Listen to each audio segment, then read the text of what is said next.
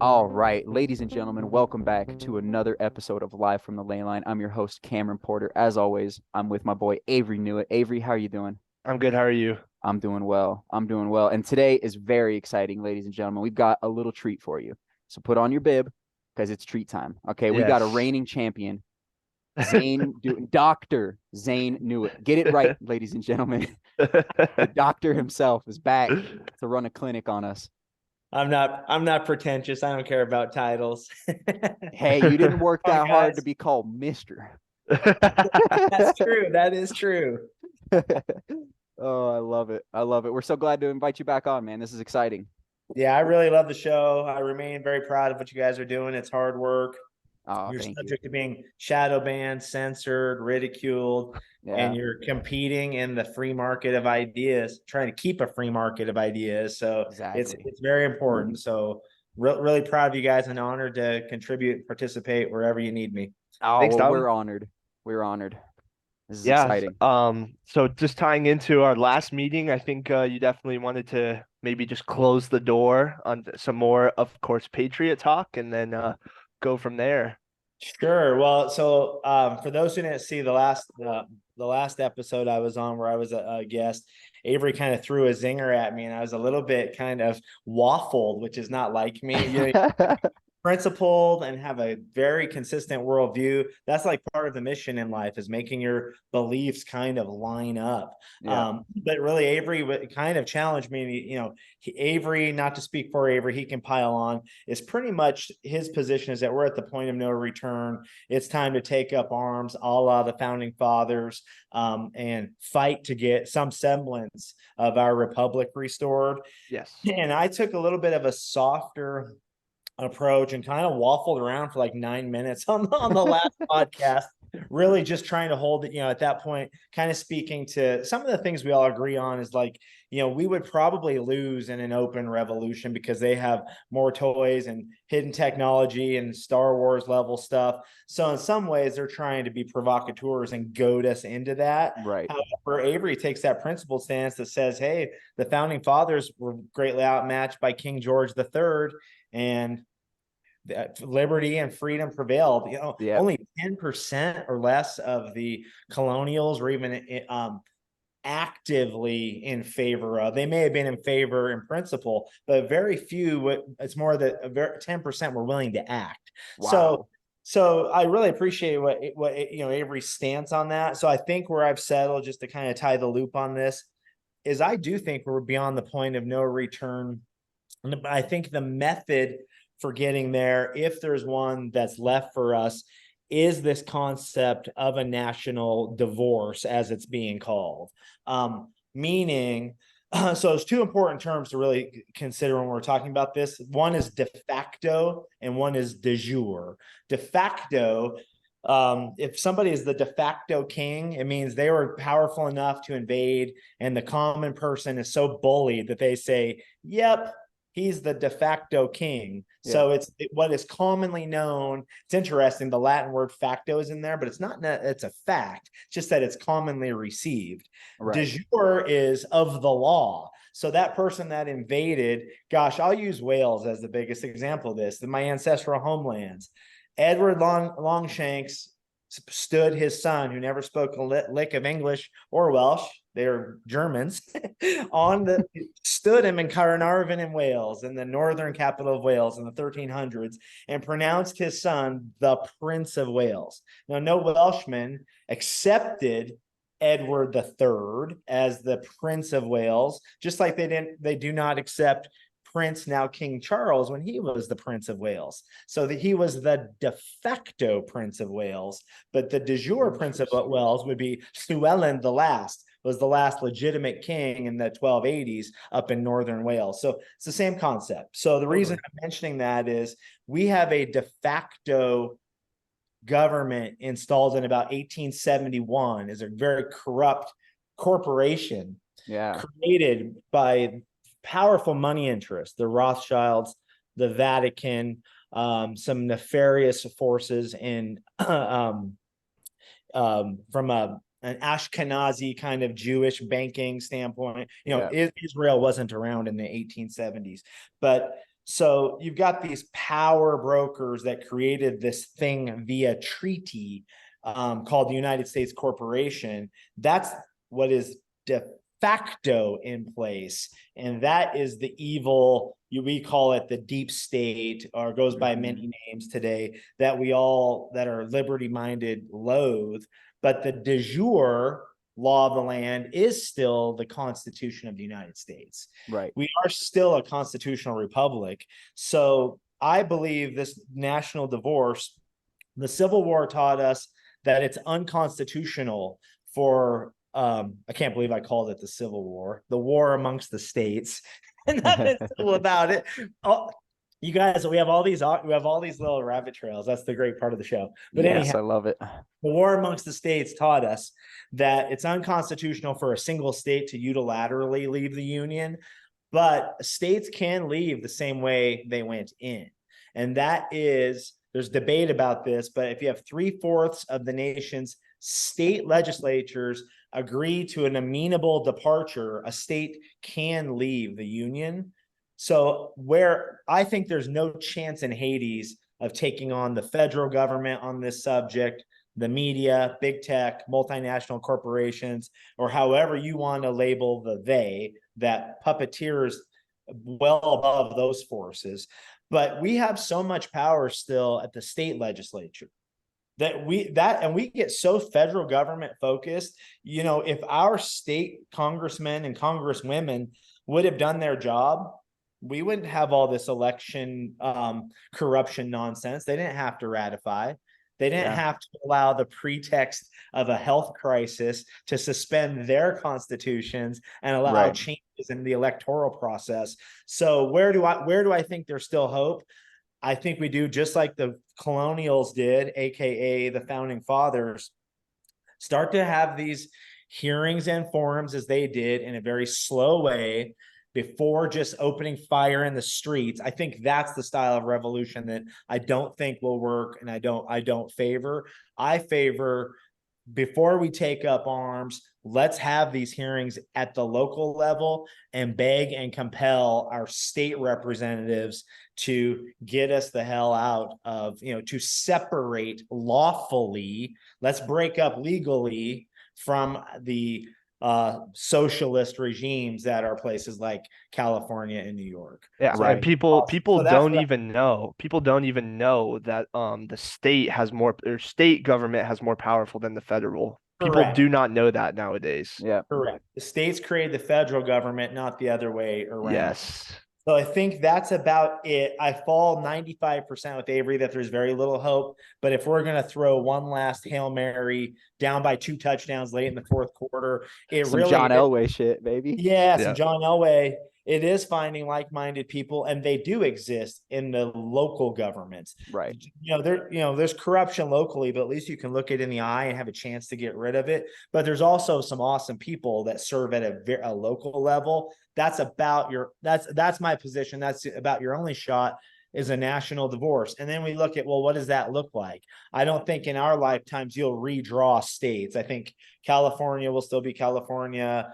Yeah. Massachusetts will still be Massachusetts. So, so what do you do about, so let's say we do divorce, and it's, these blue states are around the corners, around the borders, primarily California, New York. There's a lot more of us than there are of them. That's why it's ridiculous to think that 84 million people voted for Biden. You can't even really you can't find 10 liberals to rub together, let alone 80 million. Well, and they were throwing figures around saying that it was like 80 million people voted for Biden, which is more people that voted in the main election for Obama. It's like, that doesn't even make any sense. Where'd you find these votes? Because Obama was quite popular, yes. In the big popcorn celebrity scheme of things, especially compared to Biden. So then those are the considerations. We just have honest conversation. This is what we do for our currency. Guess what? It's gold and silver and intrinsic metal based. No more fiat currency. This is what we just leave our Constitution alone, but we actually act in accord with the fact that it codifies God-given rights, and we love families and we leave people the hell alone. Yeah. And then what do you do about these socialist states, in this national divorce? What do you do militarily? And then they are going to starve and die, and they are still our American brothers and sisters. So what are you going to do for them? Socialism has never worked. They create nothing. They only redistribute what already exists. And no socialist regime has ever, and I'm using the word socialism, it's a vehicle for communism or fascism or Nazism or any form of collectivism. Yeah. It's never worked without American foreign aid. And that's the great irony of all. Socialism is a rich man's experiment of keeping the poor by convincing the poor that the middle class are rich, and then empowering the rich to steal from the middle class. It never works. So they will die in a generation, especially if they can't reproduce, because their plumbing doesn't allow for reproduction. Because all their doctors convinced them when they were 13 to mutilate their genitals. Yeah. So, I mean, what they are, and I'm saying this respectfully as a term, I know some will be listening, they are really useful pawns or useful idiots in a scheme that is a death cult that hates humanity and wants to wipe them out. So if they're going to exist and collect in these states, what are we going to do with these people? We still love them. We still love our neighbors. So there's so many challenges with it, but I think it's time to be very intentional and say, I can no longer live next to someone intentionally coming for my children, my bank account, my freedom to worship or not worship. That's the other big thing. Did you guys see recently the kid that got arrested at the park for reading his Bible out loud? Yes. I've seen plenty of those, but I'm sure I've seen the one you're referring to. It was very recent, in the last week. Yeah. It was ridiculous. I'm not even, I don't claim any faith. I have a lot of respect for the faiths, but I cannot believe that kind of infringement on his right to that's like part of, it's written in the First Amendment. You're allowed to preach. Yes. You're allowed to preach to people. Yeah. It's part of it. Especially compared to what they're already allowing to happen. Oh, I know. And again, we would fight for the right for the others, and there's not sides, but those with a different worldview to preach at us. Yeah. I'll fight for their right to do it. Yeah, me too. You can offend me. I'll take in the information in the course of debate, break it down, try to make a decision. And maybe I'm wrong and I change my mind. How's that ever going to happen if thoughts are censored and controlled? Well, stop police. And quickly it gets Orwellian. It turns into 1984 so fast. Yeah. They're editing things and, they're in your brain, catching your thought before it even happens.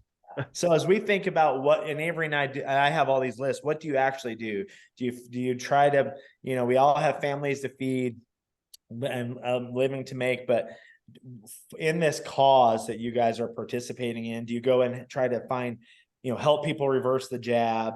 Do you fight the Federal Reserve and try, the most important thing, and why I get a little bit concerned about like Marge Taylor Greene and some of these more solid constitutional Republicans, they're so focused on the Biden crime family. Look, we know they're a crime family. Yeah. So the Cheneys, so are the Bushes, so are the Clintons.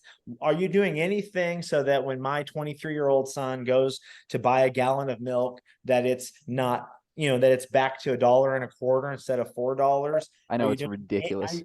So it does seem like a kangaroo court distraction. I'm not saying, some conspiracy, truthers like ourselves proudly, we get so factionalized and mad at each other. I'm not saying that they're in on it, but some of these otherwise patriotic Republicans seems like they're just participating in the theater again. They just feed into it. CIA, not taking on getting rid of the FBI, the Federal Reserve, or doing anything that impacts a young person or a middle class person's wallet that they should be doing. So that's they just say all the right things. Yeah. They say all the things you want to hear, and you're like, oh, that's a good guy. Sure. And then they don't end up. But that's like a politician for me. That's not a surprise. I hear that and I'm like, oh yeah, a politician. Yeah. Representative Gates, I saw a snip. He was at a hearing and he was in favor of defunding entirely the ATF. And the federal government should have nothing to do with alcohol, tobacco, or firearms. The three letters are insulting. It's like you have no place in any of that. So we have one Republican congressman trying to defund and get rid of this unconstitutional agency.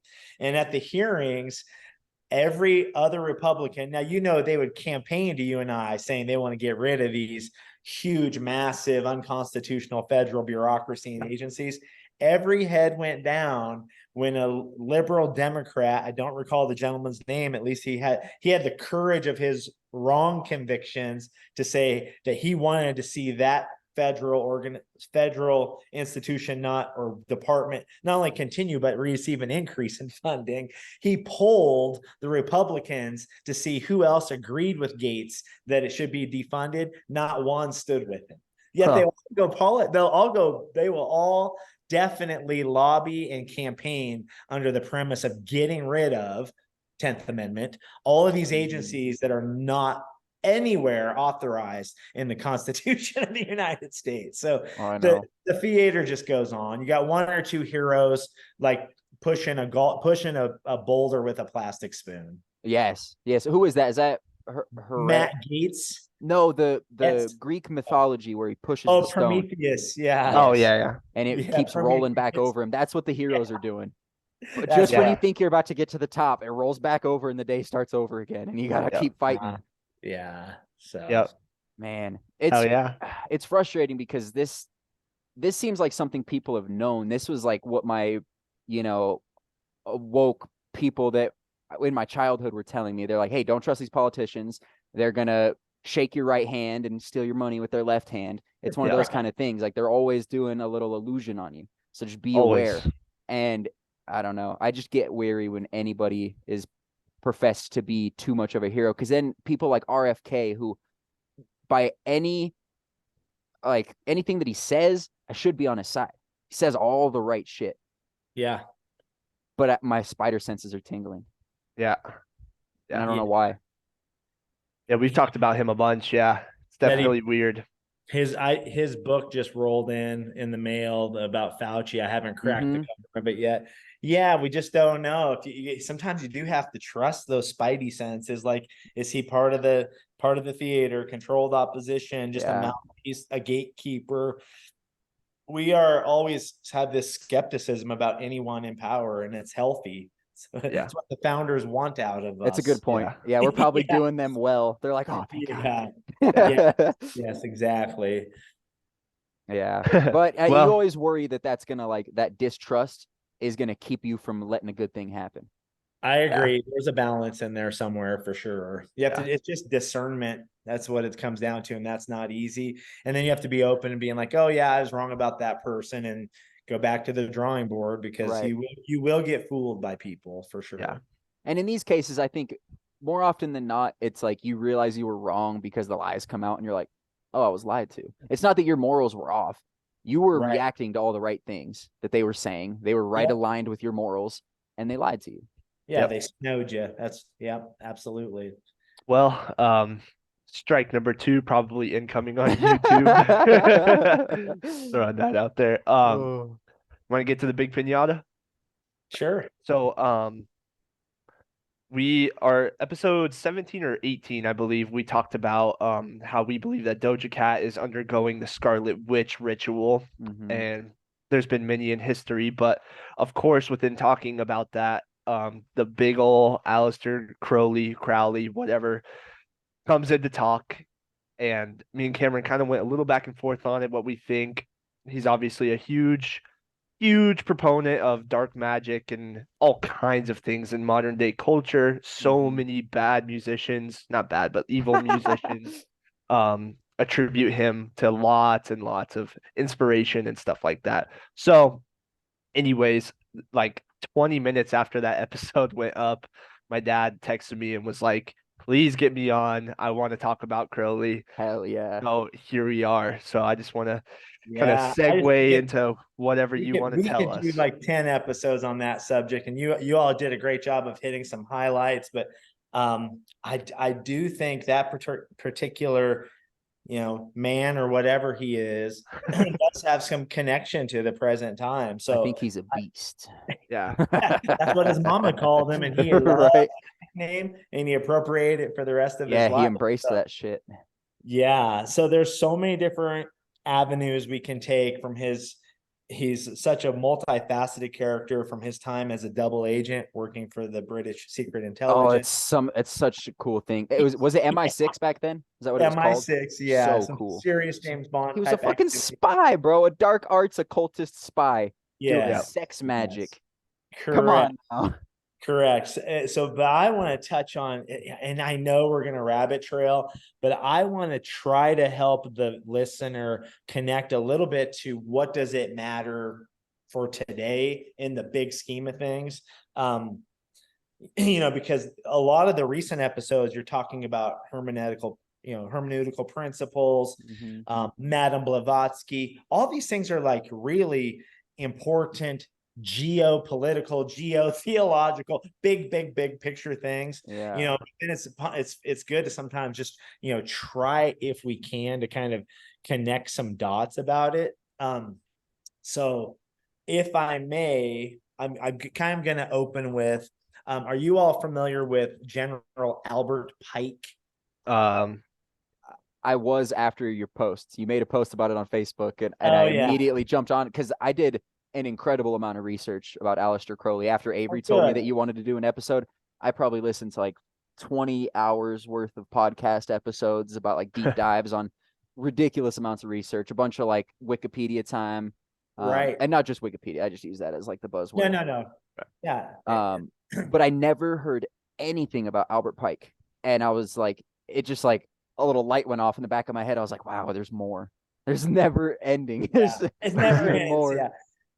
So Albert Pike, to at a high brush. So he is the chief. He's the most important Scottish Rite Freemason to Freemasons. He lived.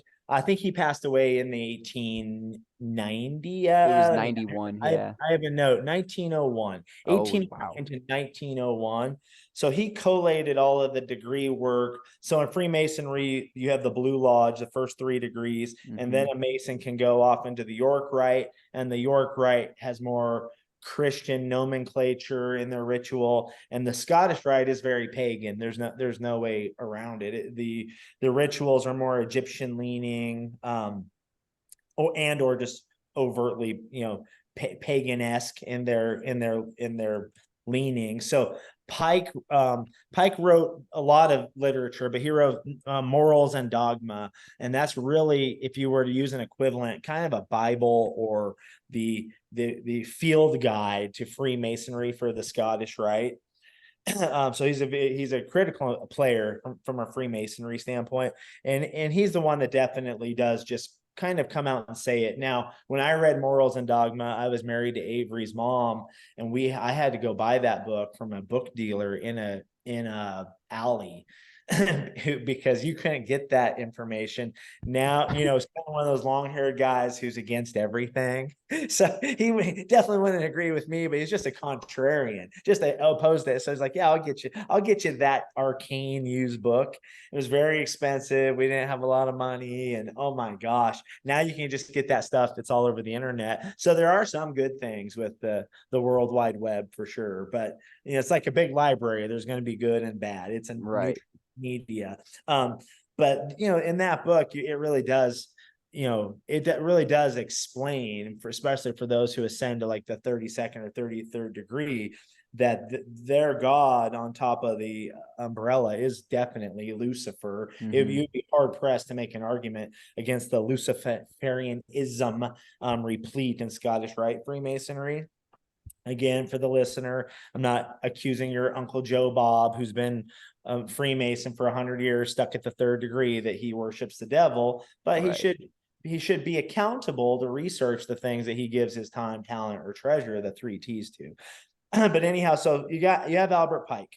The myth goes that in 1871, Albert Pike, who's this major Illuminati figure, sends Giuseppe Mazzini, who's the founder of the modern iteration of the mob, the mafia, this letter that sketches out 3 world wars that the Illuminati have planned to bring about the end of days. Are you all familiar with this letter?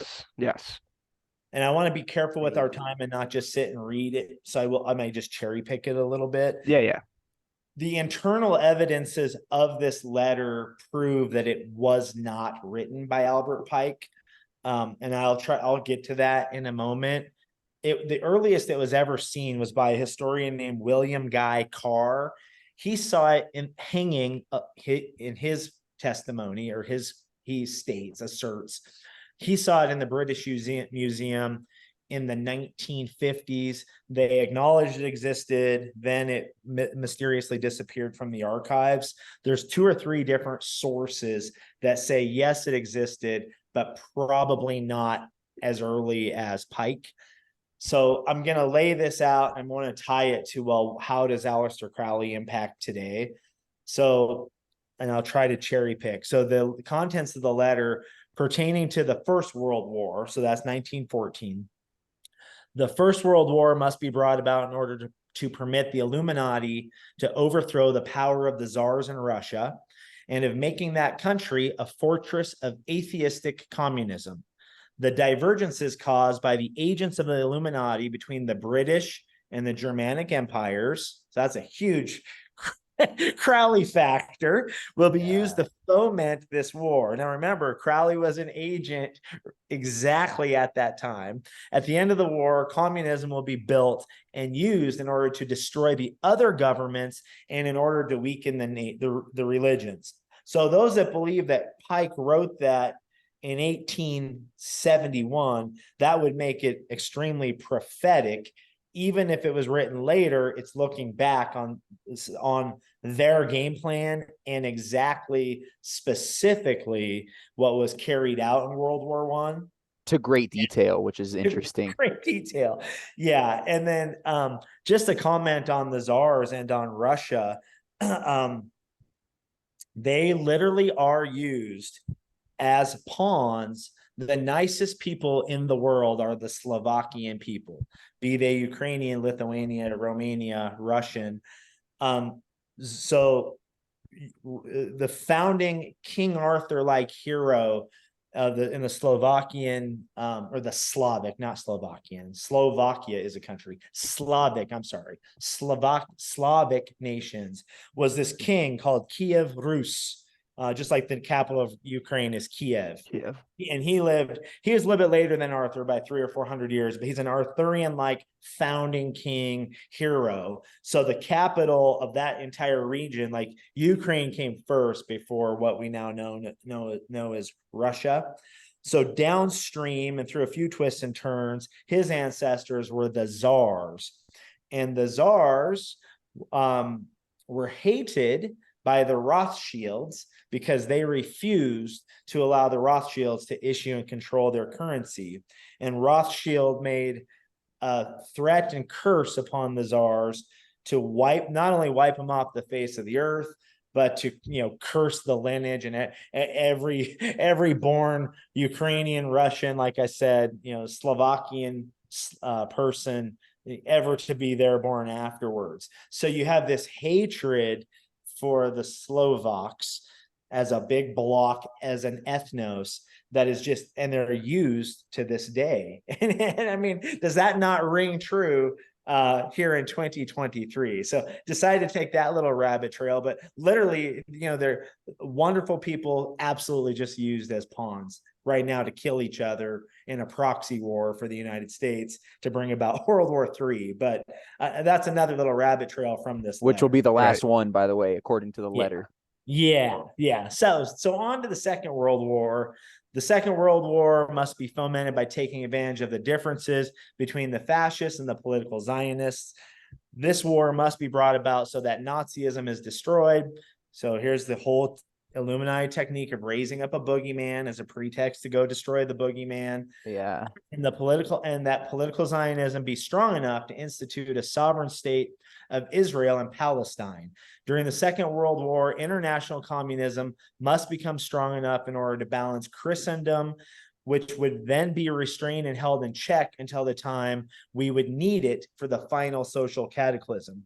So here's how Pike didn't write the letter. terms like Nazism didn't exist. Yeah, it didn't exist. So, Nazism, of course, being, Nazism means nationalist socialism, which is also for all the leftists that want to call everyone they disagree with a Nazi. It's like you're more of a Nazi than I am. He's your guy. Yeah. God. Wait a minute. Let's think about Hitler. Gun control, national control of education, national control of healthcare. Who's Hitler? Yeah, thought and speech censorship. Censorship, yep, all of it. Yeah. So, but I digress. And then the Third World War. But again, this letter did exist, absolutely contemporary to World War II, and it's at least an elitist commentary on what they have done, if it's not a prophecy of what they are going to do. At least it's still, you can't throw out the baby with the bathwater. It's an incredible document that gives you insight into the way they think. Right. The Third World War must be fomented by taking advantage of the differences caused by the agents of the Illuminati between the Zionists and the leader of the Islamic world. The war must be concluded in such a way that Islam and political Zionism, so that's really neoconservatism, American politics, is really Israel, Great Britain, and America representing this Zionism type concept. Will be more divided on this issue, will be constrained to fight to the point of complete physical, moral, spiritual, and economic exhaustion. I'm going to pause there. That's exactly what happened in history, where our world was so fed up by the end of Bush-Cheney perpetual wars, the perpetual war on terror, to bring about this Pax Americana, American-led New World Order, that they could not get away with doing another war. And that's really what set the stage for more of the health scare pandemic type of crisis. So that point about physical, moral, spiritual, and economic exhaustion is absolutely true. They really couldn't pull another war game at that time. So here comes Klaus Schwab. Here it comes. We shall then unleash the nihilists and the atheists, and we shall provoke a formidable social cataclysm, which in all its horror will show clearly to the nations the effect of absolute atheism, which is the origin of savagery and of the most bloody turmoil. Then everywhere the citizens, obliged to defend themselves against the world minority of revolutionaries, will exterminate those destroyers of civilization. See how they want a revolution? And the multitude, disillusioned with Christianity, whose deistic spirits will from that moment be without compass or direction, anxious for an ideal, but without knowing where to render its adoration, will receive the true light through the universal manifestation of the pure doctrine of Lucifer. So my finally out in the public view. Go ahead. So my interpretation is they're 2 for 2 on that, and so the third one is basically a spiritual warfare then. Yeah. So that's what we're experiencing, which is kind of scary. So yeah. Go ahead. Here's where I want to introduce our friend Mr. Crowley back into this. You can't just announce. So Crowley is he is the father of the New Age movement. Yep. And the counterculture movement in America. Yeah. And you can't just wave a wand and do that overnight. So that they call it the great work. They have a lot of different terms for it. Crowley did the foundational work so that when the Christendom, as this letter, whether it's not Pike, whomever wrote it, Christendom is emasculated, empty. It's a lot of rules and no relationship. The church as an institution is dying. The abject emptiness of this atheistic communism being unleashed on us is going to create this vacuum, and in the shadows, these powerful characters like Crowley 100 years ago have set the stage for when all that crumbles to just bring this Antichrist, this demonic kind of structure in place as a substitute for two systems that are going to be clash, destroy each other, and be equally rejected. Yeah. Yes, I completely agree. We know what my worldview, I'm slowly getting the pictures. I think it's Molochians versus Luciferians at the top. The people that have the control of this planet. It's these people that worship Moloch, and it's these child sacrificing. It's like this evil crime family, and then this evil crime family. Totally. And these Luciferians, it's terrifying because we're caught up in their fucking spiritual war of bullshit. Yeah, and we're just trying to be good, wholesome Christians. God damn it. Amen. Yeah. So I think diving in. So just think about today with at least in the 90s, the green movement had a spiritual component to it of Gaia, Mother Earth, rather harmless hippies worshiping the dirt, and that was their political motivation. By the way, freedom, or what this stupid word capitalism, free market economies take care of the environment better than anyone. If my job to feed my kids is to harvest trees, I'm going to take great care of trees. I'm going to plant more than I uproot. You want to go look at nations that are horrible to the environment? Go look at China, communist nation. Yep. So the Klaus Schwab Great Reset, Green New Deal, just step back and look at the vibe of it. There's nothing spiritual about it. It's atheist. They're just telling you that you have too much of a carbon footprint. You're consuming too much as an economic unit. While they take private planes back and forth to each other to suck each other off. So they have, for us to sustain and live on as slaves, we have to accept less slavery and have less resources. It's not really anymore about Mother Earth. Just notice, I know Klaus Schwab dresses in kind of futuristic garb or sort of religious regalia, but there's nothing spiritual. It's all materialistic Marxism or transhumanism. I was just gonna say, they do have a religion. They're their God. They're the God.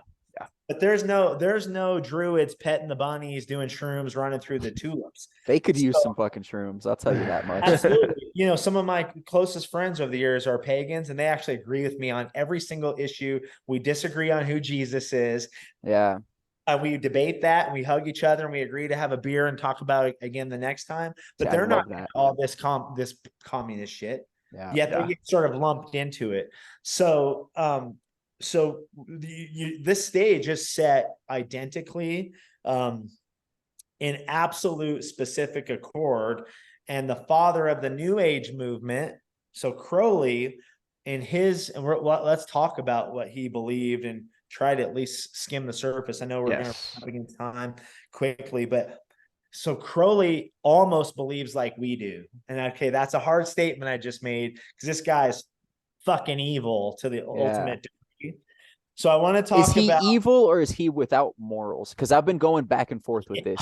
Do you think he was innately actively trying to be an evil force on the planet, or do you think he was just acting outside of the moral boundaries that were set on him by what he believes to be the truest evil, which is Christianity? Yeah, I mean, I think he was definitely in Congress contacting entities that were helping to bring about this aeon of Horus and this new world order. So to that extent, I mean, I think that will bring about worldwide tyranny upon mankind. So I agree that it's a certainly complicated question. But Crowley's laws of Thelema, which basically says I'm going to put it in a way some people don't usually put it. A person does exactly what they want to do. That's what he codified. So he's not fatalistic. He would have nothing to do with modern liberalism or Great Reset or Schwab or Bill Gates, because they're Marxists. They think your actions are determined by your gender, your race, your socioeconomics. What is intersectionalism is you keep finding groups to find your outrage and what drives and defines you. Crowley says the individual will is the height of all definition. And to that, we would, we would think that God is the greatest thing, which it's but blasphemous to a I would Christian. definitely agree with him that radical individual responsibility and your will is just taking the truth. It's taking a clean glass of water and putting just a little bit of poison in it. I'll talk about that a little bit more in a second, but he basically says, in his view, if you're a janitor at age 52, you are doing exactly, specifically, precisely what your will wanted to do, as evidenced by all the micro decisions that you made and chose to make up into the point of being a janitor at age 52. Right. So he says the highest form of experiencing life is figuring out the purpose of your will and then letting nothing stand in the way, any moral construct, religious construct, family construct get in the way of achieving that will. So parts of it, in terms of the radical you own your shit concept of it, absolutely align with what we believe in. The law of Thelema absolutely contains a lot of truth to it. Yeah. Right. Oh yeah. So, I completely agree. Yeah, so he was convalescing with his wife Rose and in the His pyramid. poor wife Rose. Yeah, when an entity calling itself Iwas appeared and through auto writing really gave Crowley, what he calls the book of the law, and it's encapsulated in this statement: "Do as thou wilt shall be the whole of the law." Yeah. Now, before he was able to meet with Iwas, he had to actually conjure and summons a demon called Kronzon. Yeah, who did he do that with? He had a magician friend. By the name of Mathers. Yes. Sam Mathers. And he, so this demon, whose mystical number is 333, representing half of or some of the aspects of Satan, including removing from men their ability to speak in the language of heaven. So it gets into lots of Hebrew and Babylonian and Egyptian lore. And again, you could do 30 episodes on this stuff. Yeah. That's why I was saying, Avery, when you all have these dry spells, you can just take one of these little morsels and chew on it for an hour. It's a great point. I would love that. There's so many of them. But before he could meet this, basically it's like this. He had to cross the abyss because I think it's Kronzon is the angel of the abyss before he could then successfully receive the law for the new age, which is do as thou wilt. Here's what's interesting about Crowley. Not quick sidetrack on this. So do as thou wilt is the whole of the law, but he was disgusted by people that had addictions. So anytime you invent your own method of morality, sometimes it's going to fall on the weight of its own hypocrisy. Right. He actually broke up with his second wife because she was an alcoholic. So think about that. Think about that. Yeah, that's weird. My will is to drink 1,000 gallons of vodka per day. I'm fulfilling the law of Thelema. Yeah. And if I remember right, if I'm remembering correctly, it was after the death of his daughter that his wife started drinking so heavily, right? So there's tragedy resulting in loss. So if nothing else, the reason he's so popular is because he led an amazing, fascinating life. And we can't even touch on all of it. He was probably the first rock star. Like what we think of, like you hear like stories of Motley Crue. He was the first Motley Crue. Huh. Absolutely. And so Crowley, so he's issuing out this do as thou wilt is the whole of the law. And it's actually super close to what I would say is the truth. So that's where I wanted to talk about. So using the technique of inversion is when you tell something opposite of the truth to teach truth. Like you could teach biblical Christianity through the medium of teaching about vampirism. So if you think about a vampire, if I'm a vampire and I fang you and make you a vampire and give you a blood transfusion? Did you have to get baptized to become a vampire? Be a good person, walk a certain way, go to church, pay tithes? No, you just received a free gift. Yeah. And your eternal life was in the transfer of that blood.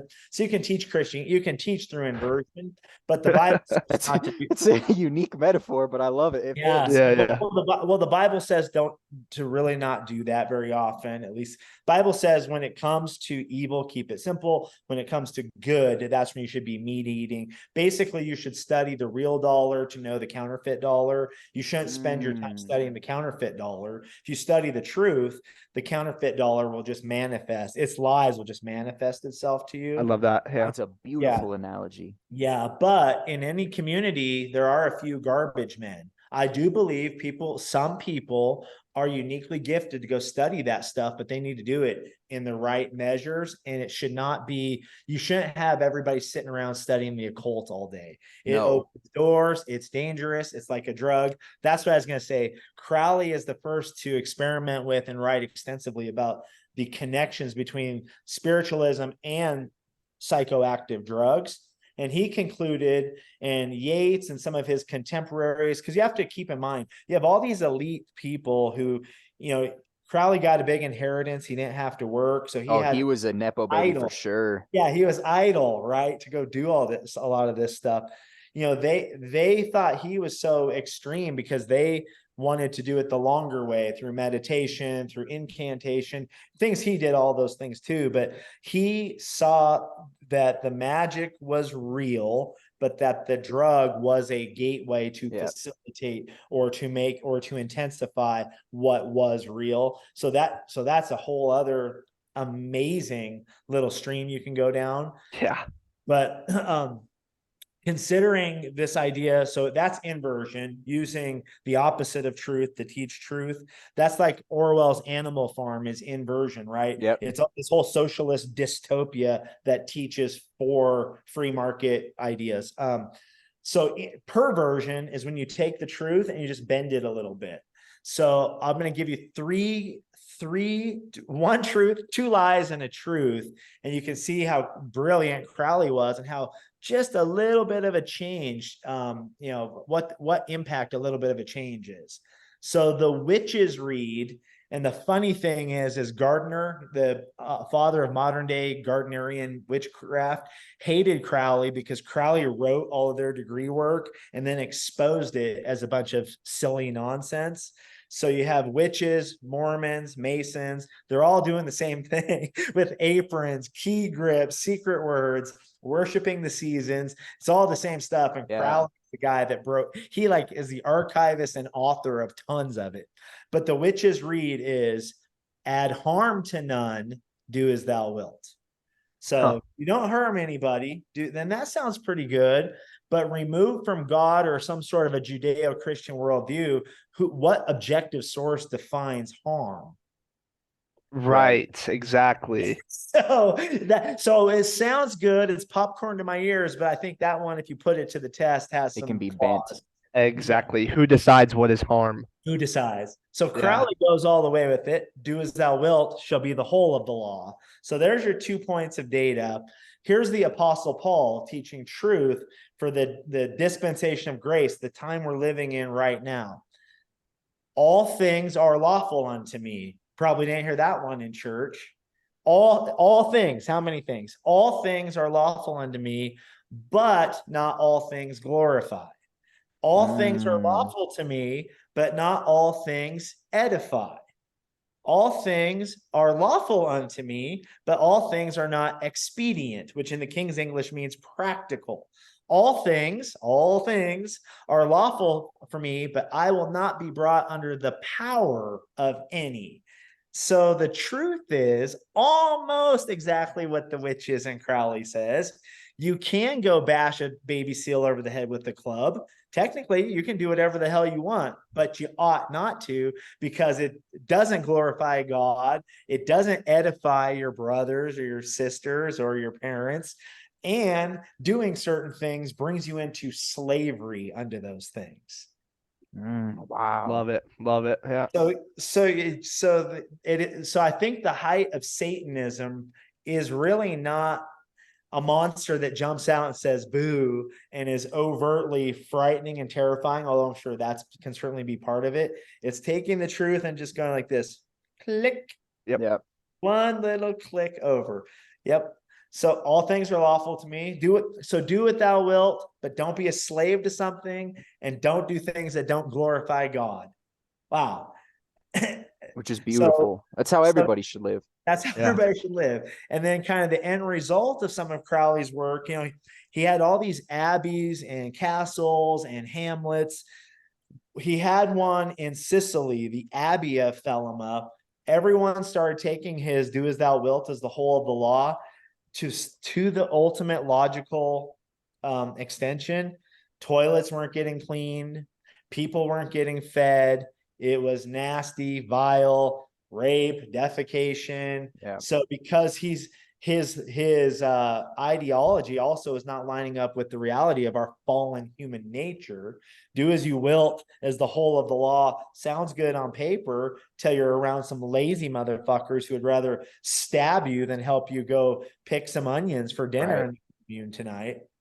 So he would have nothing to do with this modern socialism, predeterminism, everyone's a victim. He's radically the opposite, but his answer when all this falls down apart is, the Prince of Darkness instead of the Lord. So fascinating. I'll kind of end there because I know we're up on time, but it's tremendously complex and just such an interesting subject. I thought we better dive into it a little bit more. Oh, hell yeah. Yes. And I think it's just kind of obvious that we should just do a part 2. I think so. I think, God, we could have like a 10-parter on this. There's so much we could talk about early life. I feel like that was so much education way too much with on this dude. Background and just laying the foundation that we haven't even gotten really into him yet. So maybe we should just do a part 2. Out of England for a good portion of his life. Yeah. We didn't even talk about him being in Scotland, right next to right next to Nessie, and doing this like ancient Solomonic ritual that he didn't finish, which is we'll get into it eventually. Yes. It's compelling about how that plays into all the evil things that happen in his life, and then from his legacy. I think it all could be tied back to him not closing this ritual off properly. Yeah, I think that's possibly very true. He also was plagued by the fact that he ignored Aiwass's further instructions. He just set the book to the side. Set it to the side. Didn't follow up on it. I think he had one more encounter with him, I believe, but he was not interested really in carrying out the work of Aiwass, which is also very interesting. I think what he took that down as, because I was the one that told him do what thou wilt should be the whole of the law, and I think he took that a step further and was like, well, this isn't my wilt. That's true. I'm doing lazy mother. That's awesome. So it's crazy. I mean, do as thou wilt is a hell of a lot better than what we're living under the tyranny today. But it's an interesting thing to just say, well, you have to really tease out these ideas because sometimes they're loaded and have consequences. And sometimes there's a do what you want to, but what on the other side of every liberty is a responsibility to your kids, to your family, and it's all encapsulated in the 10 Commandments, which is not religious or churchy at all. You have the freedom to speak, don't lie. Yeah. You have the freedom to own property, don't steal. The freedom to go marry some hot wife, don't covet your neighbor's wife. So just those basic, those principles to operate a society are not you go be a Baptist or a Methodist or Presbyterian or that religious bullshit, but God has nothing to do with organized religion. Godly principles definitely afford man the best chance for a free society, for sure. Yeah. Totally. And this might be controversial, but I would argue that a church is one of the last places you're going to find God. Yeah, the modern churchianity, no doubt. Yeah. I've always been that way. Yeah. I've always been that way. Yeah, I mean, the word church just means called out assembly. Yeah. ecclesia. So there are a lot of fellowships that get together, open their Bibles, have a cup of coffee, and dive into the issues just like we do. Yes. And God is definitely there, but he's not in the formalism, institutionalism, or man-made doctrinal chains that you see in the church, for sure. Right. The God of this world, little g, who is the devil, is kind of running all that stuff. Unfortunately, yeah. I love scripture that says the body is the church. That's one of my favorite things ever. Yes. Yeah. Amen. So I love that. Yeah, well, before we actually officially wrap up, I definitely want to throw out there that we are in the works of a brand new idea. It'll be an extension of Live from the Ley Line, but it will not be on this channel. But we're gonna make an extension to it, and the idea is my dad, he has written several books on Arthurian lore, whether you believe that it's fact or fiction. We believe it's fact, by the way. Yes. He's whatever written, you believe.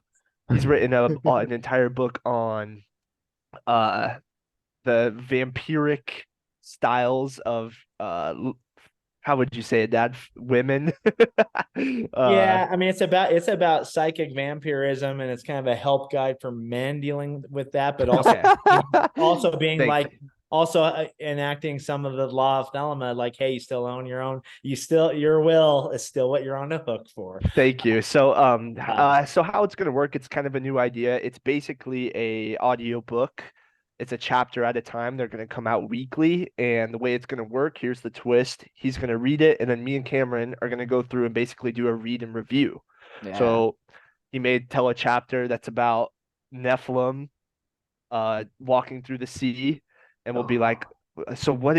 We'll go back and we'll be like, so what did you mean by this was his, sword and blah, blah, blah. It's going to be a read and review. Kind of a different twist. I don't see many people doing that. So me neither. Just to announce that's in the works. I read, Avery, that your generation only 12% actively read every day. 30 or 40 years ago, that was 70%. That's okay. That's not to knock anything. It just means, but you consume knowledge just as well or better than we who are older do. You just do it in different forms of media. Right. So I agree. I think it's something new, unique, where you're still getting the content of the book, but the unique thing is you're getting the authors, and we can do the reader review or even try kind of almost live. You two are such good interviewers. You could say, now, Zane, you said, or you really struggled to write chapter 14. It was hard for you to get that content out. What were you thinking when you wrote that? Exactly. Yeah.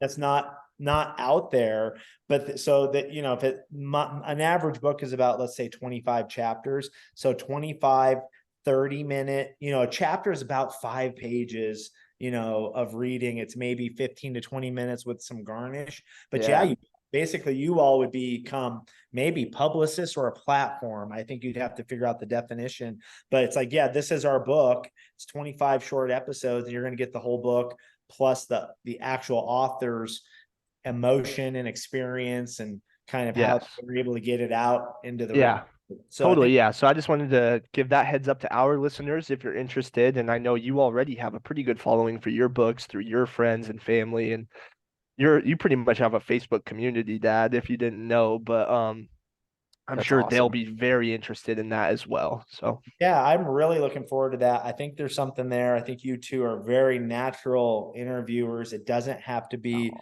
conspiracy, politics, theology. It doesn't have to be the cool stuff we're into. I feel like you could get somebody that's writing a book about underwater basket weaving, and they want to get their book out there, and you're like, okay, we're going to 14 chapters. That's 14 30-minute shows. Here's how we lay it out. Yeah. And then they go on Amazon, and somebody can buy the canned version of hardback, paperback, audio, audio book, or click whatever cool thing we call this. And it's we're gonna have to come up with something cool. We will, so let's be thinking about that. But yeah, that's how really awesome stuff is born. So I think we should cut our teeth on it and do it fast and get it going. I love it. I think we should call it a readcast. Personally, I don't know if that's already a thing, but do a lot of internet research, and I trust whatever you guys come up with there. But readcast sounds pretty cool to me.